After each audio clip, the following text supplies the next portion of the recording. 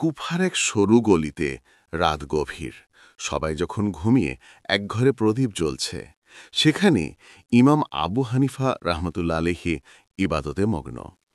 তিনি রাতের পর রাত কোরআন তিলাওয়াত করেন আর আল্লাহর ইবাদত করেন। আশ্চর্য ব্যাপার হল, তিনি এশার অজু দিয়ে ফজরে নামাজ আদায় করেন, কারণ পুরো রাতটাই তার ইবাদতে কেটে যায়। একবার তার ছাত্র অবাক হয়ে জিজ্ঞেস করল, হুজুর, আপনি এত রাত জাগেন কেন?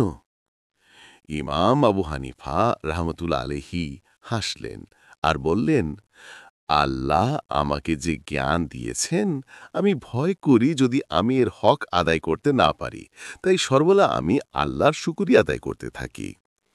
তাঁর এই ত্যাগ ও ইবাদতের বারকাতেই আল্লাহ তাকে এমন মর্যাদা দিলেন যে আজ কোটি কোটি মুসলিম তার রেখে যাওয়া জ্ঞান অনুযায়ী জীবনযাপন করছে।